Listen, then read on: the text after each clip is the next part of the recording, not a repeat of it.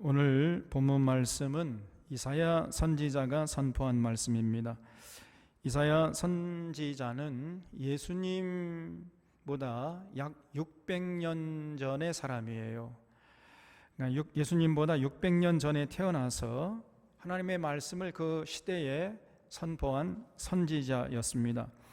당시 이사야 선지자가 활동하던 이스라엘의 사회 사항을 살펴보면요, 너무나 어지러웠습니다. 이스라엘은 오늘 우리나라처럼 남과 북이 갈라져서 북이스라엘, 남유다 이렇게 각각의 역사를 기록하고 있었는데, 남과 북이 그야말로 썩을 대로 썩었어요. 병들 대로 병들었습니다. 권력자들은 권력을 남용해서 백성들의 고혈을 빨았고, 재판장들은 전부 뇌물을 받아먹고 재판을 굽게 했습니다. 또 하나님을 경외하도록 백성들을 이끌어야 할 사명을 받은 제사장들은 오히려 백성들을 우상 숭배의 길로 이끌었어요.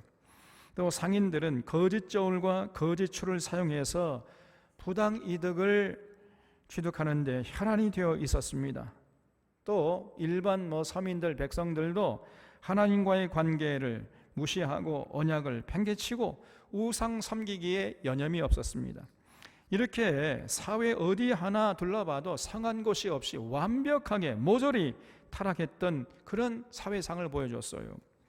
그래서 이사야 선지자는 이사야서 1장 3절 이하에서 이렇게 탄식을 했습니다.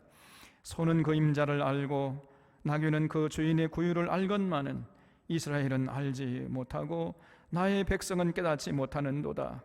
슬프다. 범죄한 나라요, 허물진 백성이요, 행악의 종자요, 행위가 부패한 자식이로다.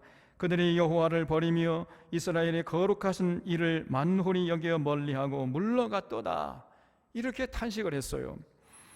이렇게 당시 이스라엘의 모든 사람들이 여호와 하나님과의 맺은 언약을 저버리고 그저 우상 숭배하면서 자기 뱃속 챙기는데 혈안이 되어 있었던 거예요. 게다가 남자들은 그렇다 할지라도 여자만이라도 정신을 차리면은 그 사회가 좀 낫을 텐데 여자들마저도 다 타락을 해버렸어요. 그 여자들은요, 얼마나 사치를 해야 되는지. 그래서 이사야 3장 10절 이하를 보면은 여호와께서 또 말씀하시되 시온의 딸들이 교만하여 느린 목 정을 통하는 눈으로 다니며 아기작거려 걸으며 발로는 쟁쟁한 소리를 낸다 하시도다. 그러니까 이 당시에 이 여성들이 전부 이 외모의 아름다움을 꾸미는데 정신이 다 팔려 있었다는 거예요. 이 속 내면은 그냥 텅텅 비고 다 썩어 문드러졌는데 그 외모의 아름다움을 추구하기에 정신이 없었던 겁니다.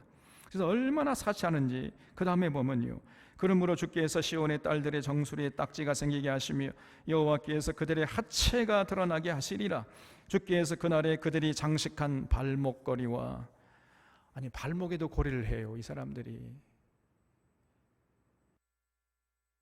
아니 어디 장식할 데가 없어가지고 발목에 고리를 합니까?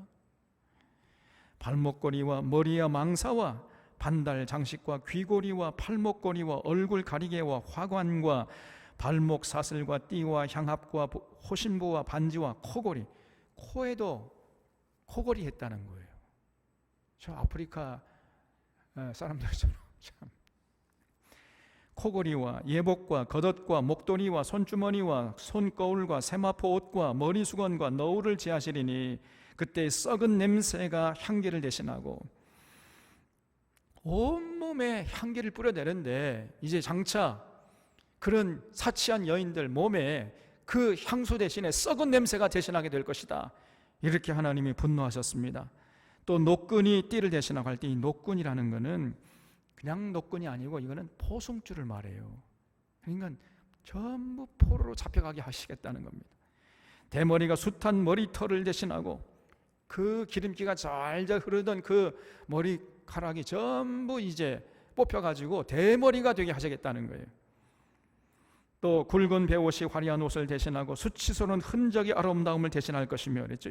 여기서 수치스러운 흔적이라는 것은 이건 칼자국을 말합니다. 그래서 이 여자는 노예로 팔려한 팔려온 여자다, 일종의 주홍 글씨죠. 그래서 그 얼굴에 칼자국을 내가지고 딱 보기만 저 여자는 노예로 팔려온 여자야, 노예로 팔려온 유대인이야, 이렇게 알 수 있도록 하시겠다는 거예요. 그래서 수치스러운 흔적이 아름다움을 대신할 것이며 이렇게 말씀을 하셨어요. 이 예루살렘 여성들이 온갖 사치에 정신이 다 팔려 있었던 것입니다. 여러분, 이 여성들마저 타락하게 되면요, 그 사회는 이제 소망이 사라지는 겁니다. 이렇게 되니까 자연스럽게 그 사회가 불안해지고 국력이 약화되는 것은 불을 보듯 뻔한 노릇이었어요. 그래서 북쪽의 강대국이었던 이제 아수르 군대가 쳐들어와 가지고 북이스라엘을 무너뜨려 버렸고, 그리고 그 여세를 몰아가지고 그 아수르 군대가 남쪽으로 내려와 가지고 남유다 전 국토를 그냥 군합발로 짓밟고 있는 이런 상황이었던 것입니다.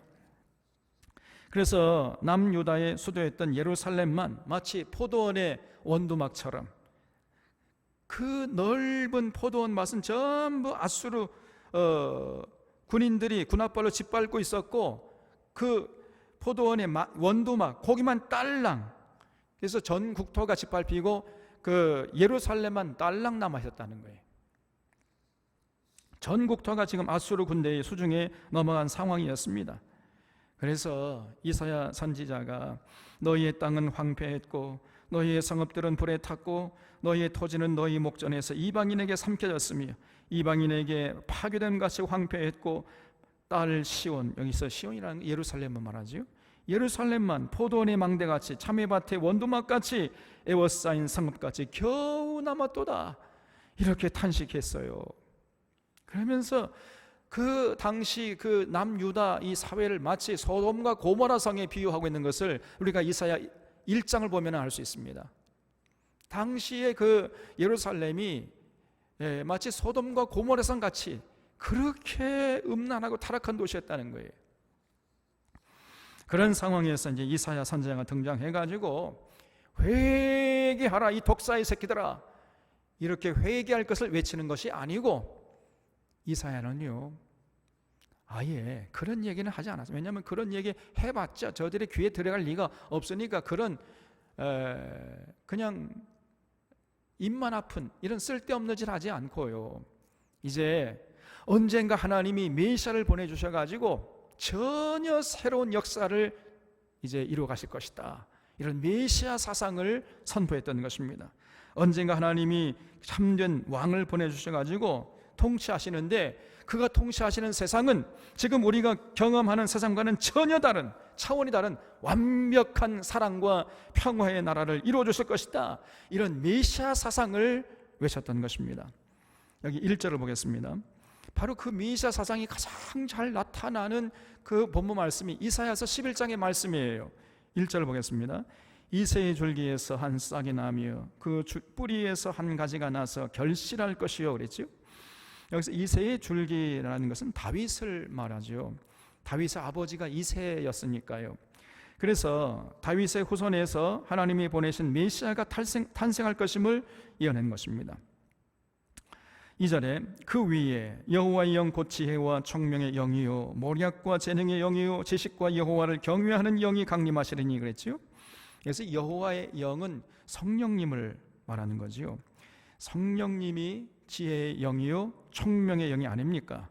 또 거기 모략과 재능의 영이라고 그랬는데, 이 모략이라는 말의 그 원어를 보면은요, 그 원어로 된 본문을 보면은 히브리 말로 애차라는 단어를 쓰고 있어요.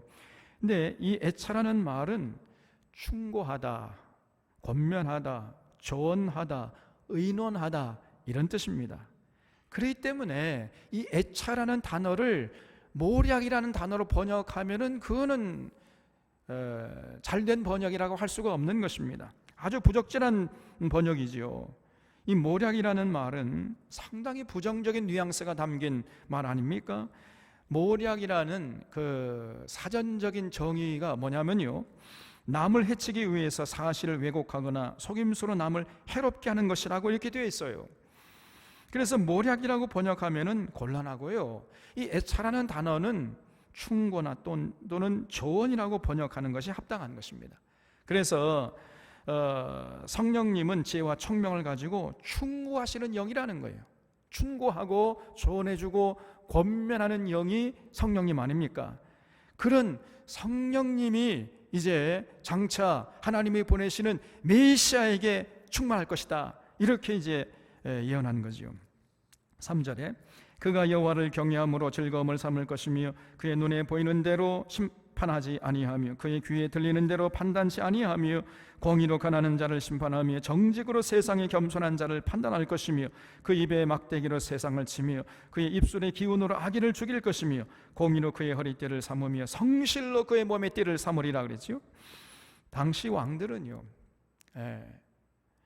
그 왕이란 말은 다른 말로 하면 메시아라는 말이에요. 메시아. 그러니까 그 당시에 기름 부음을 받은 왕들, 메시아, 이런 사람들은 전부 권력을 남용했습니다. 그리고 그저 자신의 뱃속을 챙기는데 거기에 권력을 남용해가지고 혈안이 되어 있었어요. 그들은 눈에 보이는 대로 심판하고 귀에 들리는 대로 판단을 해버렸습니다. 쉽게 말하면 돈 있으면 봐주는 거예요. 뇌물 갖다 바치면 봐줘요. 높은 자리에서 힘이 있다고 그러면 또 봐줘버립니다. 반대로 돈 없거나 힘 없거나 빽 없고 또 뇌물 갖다 바치지 않으면은 죄가 없어도 그냥 죄가 있다고 뒤집어 씌워버려요. 이런 악한 짓을 서슴없이 저질렀던 것입니다. 그렇기 때문에 그러한 왕들이 다스리는 그 나라에서는요, 억울한 사람들이 속출했던 거예요, 그냥. 그래서 그들의 피 맺힌 한이 하늘을 찌르고 있었던 것입니다, 여러분. 그러나 하나님이 보내신 메시아는 절대로 그렇게 하지 않을 것이라는 거예요. 그래서 절대 권력을 남용하지 않고 백성을 섬기는 데 사용하고 그리고 눈에 보이는 대로 심판하지 않는다 그랬습니다. 외모나 겉의 현상만 보고 판단하는 것이 아니에요. 다시 말하면 돈이 없어도 힘이 없어도 빽이 없어도 뇌물 갖다 바치지 않아도 그 속의 중심이 건강한지 안 하는지 이것만 보시고 판단한다는 거예요. 또 귀에 들리는 대로 판단하지 않는다 그랬습니다. 그러니까 풍문으로 듣는 대로 판단하지 않고 정확하게 하나님의 공의와 정의에 따라서 판단하신다는 거지요. 그래서 가난한 자들, 겸손한 자들은 거기에 상응하는 대우를 해주시고 수단 방법 가리지 않고 부를 축적하고 제 뱃속 챙기는데 혈안이 되어 있는 이런 악한 자들은 반드시 가려내가지고 심판하신다는 것입니다. 그 입술의 기운으로 악인을 죽일 것이고 공의와 성실로 띠를 삼는 모습을 하나님이 보내신 그 왕, 그 진정한 메시아는 절대로 그런 모습을 잃지 않을 것이라는 거예요. 그러므로 그런 메시아가 다스리는 나라에서는 그 누구도 억울한 사람이 없고 참 차별받는 사람이 없고 모두가 다 더불어 평화롭게 행복하게 살아가는 그런 세상을 만들어 주실 거라 그랬어요. 그래서 그런 메시아가 다스리는 나라의 모습을 이제 이사야가 6절 이하에서 묘사하고 있는데 그 내용을 읽어보면요, 얼마나 감동적인지 알 수가 없습니다. 6절에 그때에 이리가 어린 양과 함께 살며 표범이 어린 염소와 함께 누우며 송아지와 어린 사자와 살찐 짐승이 함께 있어 어린 아이에게 끌리며 그랬어요. 참으로 놀라운 모습 아닙니까? 아니 어떻게 이리가 어린 양과 함께 살 수 있어요? 예?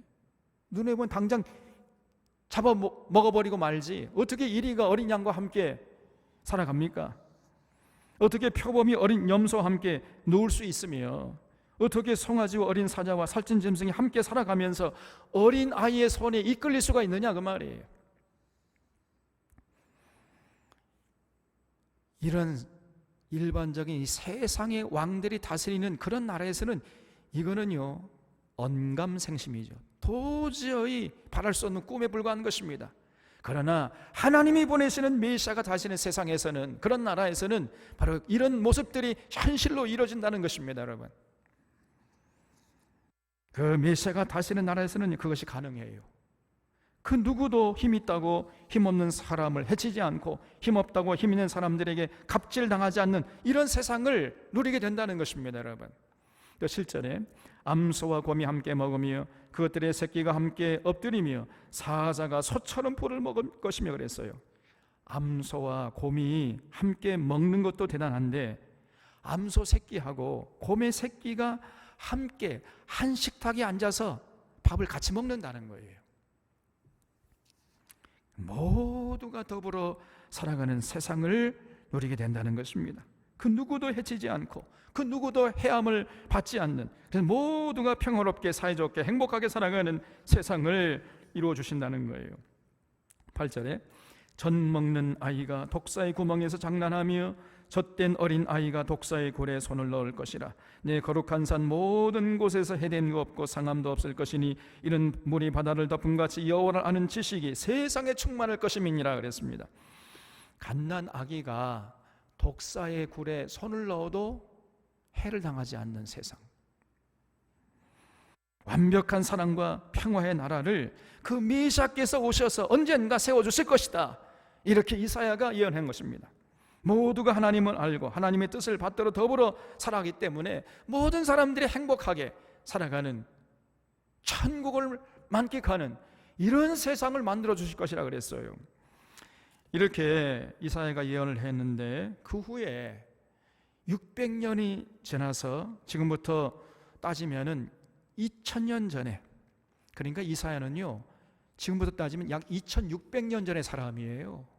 얼마나 오래된 사람입니까? 그런데 이런 말씀을 해놓으신 거예요. 그래서 이사야 후에 600년 후에 예수님께서 이 땅에 오셔가지고 이 이사야의 예언을 완벽하게 현실로 이루어 가신 것입니다. 예수님은 여러분 아시다시피 다윗의 고향 베들레헴 마구간에서 탄생하지 않았습니까? 그리고 평생을 가난한 자, 헐벗은 자, 소외된 자의 친구로 살아가셨어요. 그리고 하늘의 진리를 선포해 주시고 모든 병든 자들을 고쳐주시고, 그리고 가난한 자들의 배불리 먹여주시고, 그리고 하늘의 진리를 가르쳐 주셨습니다.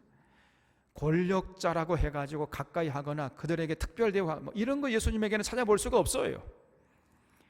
또 가난한 자들이라고 함부로 무시하고 조롱하고 차별하고 이런 모습은 예수님에게는 털끝만큼도 찾아볼 수가 없어요. 오히려 당시 헤롯을 간사한 여우라고 하시면서 예수님은요 그런 권력자들, 아주 타락한 권력자들 아주 무시하고 멀리했습니다. 빌라도의 질문에는요 한마디도 대꾸를 하지 않았어요. 철저하게 침묵을 지키셨습니다. 예수님의 생사 여탈권을 내가 쥐고 있어 이거사 너, 내가 누군 줄 알아? 지금 너의 생사 여탈권을 쥐고 있는 사람이야.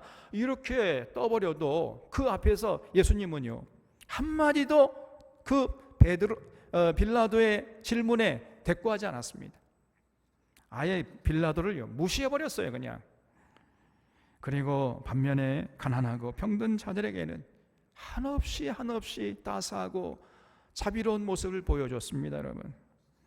그래서 모두가 억울함이 없고 소외됨이 없이 평화롭게 살아가는 세상을 만들어 가시려고 애를 썼던 것입니다. 그래서 이사야가 예언한 내용을 그대로 현실로 이루신 거예요. 그래서 우리는 이 예수님을 참 메시아로 인정하고 그분의 로드십, 그분의 주님 되심을 인정하고 그분의 가르침에 순종하고 그분의 뜻에 충성하려고 하는 것입니다. 이것이 신앙의 핵심이고 이것이 본질이에요. 그리고 이렇게 살아가는 자를 우리가 일컬어서 구원받은 자라고 표현하는 것입니다. 그러면 이렇게 예수님의 메시아 되심을 인정하고 예수님에게 충성하는 자들이 이 땅에서 어떻게 살아가겠습니까 여러분? 첫째는요 모든 생명 있는 것들을 존중하면서 살아가려고 하는 거예요. 우리 하나님이 십계명에서 살인하지 말지니라 그랬죠. 근데 사실은 이 원어를 보면은 죽이지 말지니라 이렇게 되어 있어요.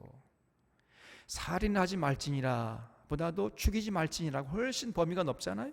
살인하지 말지니라는 것은 사람에게만 해당되는 것이지만 죽이지 말라는 것은 모든 생명이 있는 것들을 존중히 여기라는 그런 뜻 아닙니까? 그래서 여러분 진실로 예수님을 마음의 중심에 모시고 예수를 메시아로 인정하고 예수님께 충성하려고 하는 이런 사람들은요 모든 생명이 있는 것들을 함부로 죽이지 않으려고 하는 거예요. 생명을 존중히 여기는 그런 모습을 결단코 잃지 않는 것입니다. 그래서 그 동식물들이나 곤충 같은 미물이라 할지라도 모든 생명 있는 것들을 존중하려고 하는 거예요. MBC에서 방영한 마블링의 음모라는 동영상이 있습니다. 우리 이 동영상은 사론의 교우들은 반드시 보셔야 돼.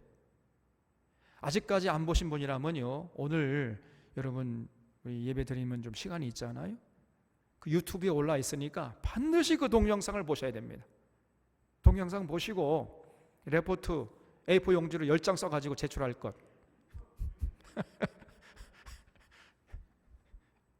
제출하는 사람은 우리 교회 교인이요, 제출하지 않으면 교인 아니에요. 여러분, 그만큼 제가 이 마블링의 음모, 이 동영상이 중요하다는 것을 강조하고 싶어서 하는 얘기예요.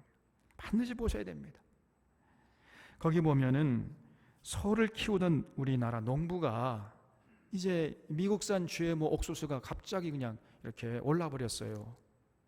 왜 올랐냐면은 미국에서 미국산 GMO 옥수수를요, 이제 그 사료로 쓰는 데는 뭐 별로 안 보내고 갑자기 이 휘발유 만드는데 그쪽으로 이게 돌려버리니까 이 사료로 쓸 수 있는 GMO 옥수수가 부족해진 거예요. 그러니까 사료값이 확 오를 거 아닙니까? 그러니까 이 소를 키우던 농부가 사료값이 오른다고, 이 수지타산이 안 맞는다고 해가지고 자기가 키우던 소들을요, 다 굶어 죽여버렸어요. 사료를 주지 않는 거예요. 그러니까 이 소들이 너무 배가 고프니까요, 눈을 허옇게 뒤집어 까고 그 우리의 그 쇠창살을, 그냥 그 긴 혀를 내밀어 가지고 쇠창살을 이렇게 핥아가면서 죽어갔어요, 여러분. 그러면 그런 모습을 보면서도 그 소를 풀어주지 않아요. 아니, 자기가 키울 마음이 없거나 사료 줄 능력이 없으면은, 그러면 그 우리의 문을 열어가지고 방목을 하면 될 거 아닙니까? 네가 그러면 네 제주껏 살아라, 산과 들로 해서 풀어주면 될 거 아니에요. 그것도 하기 싫으면은 이웃의 농부에게 값싸게 팔면 될 거 아닙니까? 근데 그가 못하겠다는 거예요. 그냥 굶어 죽으라고 그냥 쇠창살에 가둬가지고 굶어 죽는 것을 그렇게 빤히 보고 있어요. 생명을 파리 목숨값보다도 못하게 여기는 것입니다. 이렇게 잔인할 수가 있습니까, 여러분? 이게 자본주의의 잔인함인 겁니다, 여러분. 돈이라면은 생명도 파리 목숨값으로 사고 팔고 하는 게, 이게 자본주의의 속성이에요. 또 농부들이 돈 벌 욕심으로 닭을 그 조그마한 그 쇠창살에 가둬놓고 잠도 못 자게 밤새도록 불을 켜놓아요. 그러면 이 닭은요, 이 좀 IQ가 부족하잖아요. 그러면 이게 낮은 줄 알고 끊임없이 달걀을 낳는 거예요. 끊임없이. 아니, 아무리 닭이라 할지라도 밤에는 자게 해줘야 할 거 아닙니까? 그러니까 닭을 생명으로 보는 것이 아니라 알 낳는 기계로 보는 거예요. 그 닭의 생명권을 존중하는 것이 아니라 철저히 무시하고 철저히 짓밟으면서 자기 돈놀이에 이용해 먹는 것입니다. 저기 돈벌이에. 그러니 닭이 건강할 리가 없잖아요. 그러니까 이제 온갖 그 닭에게 독한 항생제를 사료로 넣어주고 조사하는 거예요. 여러분, 그러니까 그렇게 건강치 못하고 행복하지 못한 닭이 낳은 달걀을 소비자가 먹으면 여러분의 건강이 유지될 수 있겠습니까? 절대로 건강할 수가 없는 거예요. 그러니 자기가 생산한 생산품을 먹고 건강하든지 말든지 관심 없고, 그저 나는 돈만 벌면은 그것으로 만족한다, 이런 심산인 것입니다. 그러나 여러분, 예수님의 마음을 품고 예수님을 마음의 중심에 모시고 사랑하는 사람은 아무리 돈을 많이 번다 할지라도 절대로 이런 악한 짓을 할 수가 없어요. 모든 생명인 것들을 존중하면서 시들어가는 생명을 회복시키면서 살려고 애를 쓰는 이런 인생이 되는 것입니다. 둘째로, 예수님을 메시아로 모시고 충성하는 자들은 더불어 사는 세상을 위해서 헌신하는 거예요. 이게 진실로 예수 믿는 자의 모습인 것입니다. 왜냐하면 예수님이 그러하시기 때문에 그 예수 믿는 자들도 어쩔 수 없이 그렇게 살 수밖에 없는 것이에요. 그래서 누구도 군림하지 않고 누구도 해치지 않고 누구도 소외되지 않도록 누구도 억울한 사람이 없도록 모두가 더불어 살아가는 세상이 되도록 거기에 관심 갖고 거기에 자신의 삶을 열정을 불태우려고 하는 것이에요. 힘 있다고 갑질하지 않고 힘 없다고 갑질을 당하지 않는 세상을 만들기 위해서 헌신하는 것입니다. 미국의 인종차별이 한창이던 1950년대, 1960년대에 이 마틴 루터 킹 목사님이 일어나가지고 인종차별에 온몸으로 맞서한 거 있잖아요. 그런 그 유명한 연설을 남겼습니다. I have a dream. 나에게는 꿈이 있습니다. 언젠가 저 조지아주의 붉은 언덕에서 백인 지주의 아들들과 흑인 노예들의 아들들이 한 식탁에 앉아 밥을 함께 먹는 꿈이 나에게 있습니다. 피부 색깔로 인해서 차별받지 않고 모두가 서로 사랑하면서 살아가는 세상에 대한 꿈이 나에게 있습니다. 언젠가 모든 골짜기가 솟아오르고 모든 언덕과 산등성이가 낮아지고 고르지 않는 곳이 평탄해지고 굽어진 곳이 곧게 펴질 것입니다. 그래서 주의 영광이 나타나서 모든 인류가 그 영광을 함께 볼 것이라는 이런 꿈을 나는 가지고 있습니다. 이렇게 외쳤어요, 이 사람.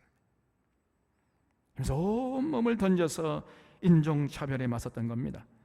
그러니까요, 백인들 입장에서 볼 때에는 그 마틴 루터킹 목사님이 눈에 가시예요, 그냥. 그래서 백인 우월자들이 하루가 멀다 하고 죽여버리겠다고 전화를 해대고 위협을 가했습니다. 그리고 실제적으로 그 마틴 루터킹 목사님 그 사택에 폭탄을 던져가지고 몇 번 죽을 뻔도 했어요. 그때마다 이 루터킹 목사님 너무 두렵고, 나 혼자 뭐 죽는 거에 두렵지 않지만은 나를 바라보고 있는 식솔들, 수많은 그 이웃들이 어려움을 당하면 어떡할까, 그래가지고 포기하려고 그랬어요. 나 인종차별 운동 나 그만하겠다. 이럴 때마다 하나님이, 야 이거사, 네가 포기하면 어떡해. 하나님이 격려하시고 힘을 줘가지고 계속 그 인종차별 운동에 참여했던 거예요. 그러다가 결국 제임스 얼 레이라는 이 백인 우월주의자의 총탄에 맞아서 숨을 거뒀습니다. 여러분, 그러면 그런 마틴 루터 킹 목사님의 꿈이 어디서 온 것입니까? 바로 예수님에게서 온 것이죠. 오늘 이 이사야 선지자의 꿈이 바로 예수님의 꿈으로 이어졌던 것이고, 그 꿈이 마틴 루터 킹 목사님의 꿈으로 이어졌던 것입니다, 여러분. 그리고 오늘 바로 우리 믿는 자들의 꿈으로 이어지고 있는 것입니다. 셋째는 예수님을 메시아로 인정하면서 예수님에게 충성하는 자들은요, 어려운 이웃들과 일체감을 이루려고 하는 거예요. 반드시 그렇게 되게 되어 있습니다. 이것이 진실로 예수 믿는 자의 모습이에요. 몇 년 전에 서울 강남의 아파트에서 그 서울의 아파트, 그 강남의 아파트인데 그 어떤 아파트 회사가 지은 아파트 27동이라는 27개 아파트, 27개 아파트가 전부 그 앞에 문의 입구에 경고문을 붙였는데, 배달원들은 승강기 사용을 자제해 주십시오, 이런 경고문을 붙였어요. 그래서 사회가 시끄러웠던 적이 있었지요. 여러분 기억나시죠? 그 아파트 27개 동 전체 아파트에 각 아파트마다 경고문이 붙어 있었는데, 그 경고문에는요, 배달원들은 승강기를 사용하지 말고 계단을 사용하시오, 이렇게 붙여놨어요. 그래도 개선되지 않으면 아예 아파트 출입을 금지하겠습니다, 이런 경고문도 함께 들어있었습니다. 그래서 그 후에 이 배달원의 인터뷰가 어느 신문에 이제 실렸는데, 그 배달원이 자기가 당한 경험담을 그 신문에 이제 실었는데, 우유 상자를 싣고 엘리베이터를 탔는데 어떤 그 같이 탄 주민이요, 그 배달원을 쳐다보면서 지금 당신이 전기세를 내고 이 아파트를 엘리베이터를 이용하는 겁니까? 이렇게 따지더라는 거예요. 그래가지고 할 말이 없어가지고 미안합니다 하고 고개만 숙였다는 것입니다. 이러한 인터뷰 기사가 어느 신문에, 한겨레 신문에 실렸어요. 여러분, 배달 노동자들이 엘리베이터를 탔다는 이유로 죄송합니다 라고 고개를 숙이는 동네가 저 서울의 강남에 이라는 동네예요. 이 강남의 아파트에서 이런 일들이 지금 벌어지고 있는 것입니다.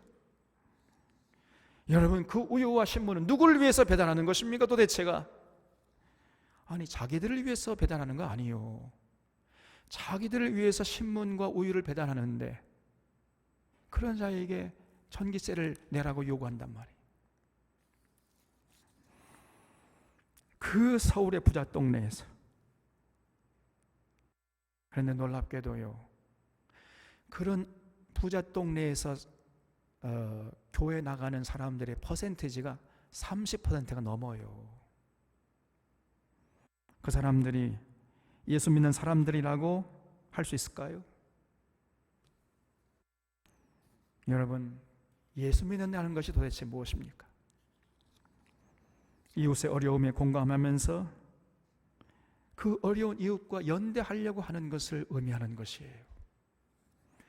우리 주변에 어렵고 힘들게 살아가는 자들에게 아무런 아픔도 느끼지 못하는 자들은 결코 예수 믿는 자라고 할 수 없는 것입니다. 우리 예수님의 통치를 받다 보면요, 예수님이 그랬던 것처럼 자연스럽게 그 어렵고 힘든 이웃의 아픔에 공감할 줄 아는 그런 능력이 생기는 것입니다. 그래서 성령 충만했던 사도 바울은 말하기를 우는 자와 함께 울고 웃는 자와 함께 웃으라, 이렇게 외쳤던 거예요. 예수님을 메시아로 모시고 그분의 통치를 받는 사람은 자연스럽게 나도 모르는 사이에 이렇게 되는 것입니다.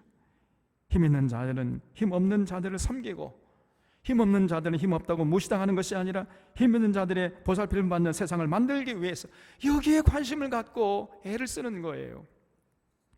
넷째로, 이렇게 예수님을 메시아로 삶의 중심에 모시고 더불어 사는 세상을 위해서 헌신하고 이웃의 아픔에 공감하면서 사는 사람들은요, 이제 하늘의 평안과 참 기쁨과 참 자유함을 만끽하면서 살아가는 복을 누리게 되는 것입니다. 그러다가 이제 영원한 영생을 누리고 천국의 주인공이 세세 무궁토록 왕노릇하는 이런 복을 누리게 되는 거예요. 예수님께서 뭐라고 말씀했냐면요, 내 평안을 너희에게 주노라. 내가 주는 평안은 세상이 주는 것 같지 아니하도다 그랬습니다. 여러분, 예수님이 주시는 평안은요, 광풍 속에서도 깨지지 않는 평안이에요. 어떤 고난이나 환난 풍파가 몰려와도 절대로 사라지지 않는 평안입니다. 예수님의 통치를 받는 사람들은요, 반드시 이런 평안함을 누려요. 여러분, 물질은요, 우리에게 편안함은 선물할 수 있지만은 평안함은 절대로 제공하지 못합니다.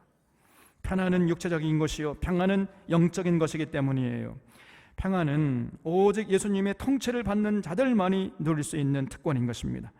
그리고 그 예수님의 통치를 받고 살아가면요, 또 신령한 기쁨이 넘치는 거예요. 세상이 줄 수 없고 맛볼 수 없는 하늘의 기쁨, 신령한 기쁨이 바로 예수님을 섬기는 데에서 우러나오는 것입니다. 예수님과 함께 동행하는 그 길에서 참된 기쁨을 맛볼 수 있는 거예요. 그래서 그 기쁨으로 구김살 없이 언제나 밝고 맑게 살아가는 것입니다. 그리고 예수님의 통치를 받고 살아가면은요, 참 자유함을 누리게 돼요. 여러분, 너희가 내 말에 거하면 참 내 제자가 되고 진리를 알지니 진리가 너희를 자유케 하리라 그랬잖아요. 예수님의 통치를 받는다는 것은 예수님의 말씀에 순종한다는 것이고, 그렇게 예수님의 말씀에 순종하면요, 그때 비로소 그 순종하는 삶의 현장에서 아하, 무엇이 진리구나, 이 진리를 알게 돼요.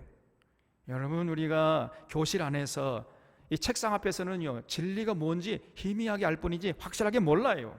그러나 예수님의 말씀을 진실로 실천하는 그 삶의 현장에서는 진리가 무엇인지 아주 확연하게 명료하게 알게 되는 거예요. 그래서 너희가 내 말에 순종할 때, 내 말에 거하게 되면 진리를 알게 되고, 그러면 그 진리가 우리를 자유케 해주는 것입니다. 그래서 어떤 것에 얽매이지 않고 마치 독수리보다 더 자유롭게 살아가는 인생이 되는 거예요. 어떤 삶의 어려움이나 고난이 와도 그것이 우리를 얽매이지 않도록 하는 그런 힘을 우리에게 제공해 주는 것입니다. 여러분, 이 독립운동가 이상재 선생님이 있어요. 그 일제에 저항하다가 이제 이상재 선생님이 감옥에 갇힌 적이 있었는데, 이상재 선생님은요, 감옥에 갔었어도 언제나 기도하고 말씀 읽는데 열심을 했습니다. 늘 마음이 평안했어요. 항상 얼굴이 밝았어요. 조금 더 근심 걱정 찾아볼 수가 없어요. 얼굴에 그늘을 찾아볼 수가 없었습니다. 그때 이 감옥의 간수가 날마다 이상재 선생님에게 식사를 이제 넣어주잖아요. 때 삼시세끼 죄수에게 이제 간수가 식기를 넣어줄 거 아닙니까? 그러다가 하루는 불평을 해댔어요. 어이 영감탱이, 이 영감탱이야, 너 때문에, 당신 때문에 내가 이렇게 고생한단 말이에요. 왜 이렇게 고집이 세? 그냥 조금만 고개를 숙이면은 감옥에서 풀려날 수 있을 텐데 말이야. 그러면 영감탱이도 좋고 나도 편하고 얼마나 좋아 이 영감탱이야, 막 그러면서 불평을 쏟아 놓으니까 이상재 선생님이 대꾸하기를, 야 이 사람아, 나는 지금 하나도 불편한 것이 없네. 아니 여기 있으면은, 이 안에 있으면 자네가 삼시세끼 다 챙겨주지. 내가 먹을 때까지 기다렸다가 내가 다 먹으면 그거 갖다가 다 설거지 해주지. 나는 하나도 불편함이 없네. 나는 지금 이 감옥 안에 있고 자네는 감옥 밖에 있는 것밖에 차이가 없네. 이렇게 말을 했다는 거예요. 이 무슨 말이지요? 그러니까 이상재 선생님은 감옥 안에 있는 것이나 감옥 밖에 있는 것이나 여전히 자유로웠어요. 그 어떤 것도 그 이상재 선생님의 삶에서 자유를 뺏어갈 수가 없었던 것입니다. 안에 있으나 밖에 있으나 이상재 선생님은 아무런 상관이 없어요. 여러분, 이것이 진실로 예수 믿는 자들의 특권이에요. 이렇게 예수님을 메시아로 모시고 예수님에게 충성하는 자들은 모든 생명을 존중하고 더불어 사는 세상을 위해서 헌신하려고 하는 것입니다. 어려운 이웃의 아픔을 보면요, 공감대를 가지고 같이 연대하려고 하는 거예요. 그러면 그런 자들은 참 평안과 기쁨과 참 자유를 만끽하면서 살게 되는 것이고, 세상의 빛과 소금이 되어서 어두워지는 세상을 밝히고 살맛나는 세상으로 만들어가는 주인공이 되는 것입니다. 그래서 오늘 이사야가 예언한 세상을 이뤄가는 주인공이 되는 거예요. 이런 복된 삶을 살도록 하기 위해서 예수님이 지금부터 2000년 전에 이 땅에 오신 것입니다. 이 성탄의 아침에 우리 사랑하는 선언의 교우들이 지금 이 하나님이 보내신 메시아를 마음의 중심에 모시는 기쁨과 감격을 가지고 예수님의 이 로드십, 예수님의 주님 되심을 인정하고 그 예수님께 충성하기를 다짐하는, 그래서 진실로 예수 믿는 자들이 다 되어 주시기를 주님의 이름으로 부탁합니다. 기도하겠습니다. 하나님 아버지,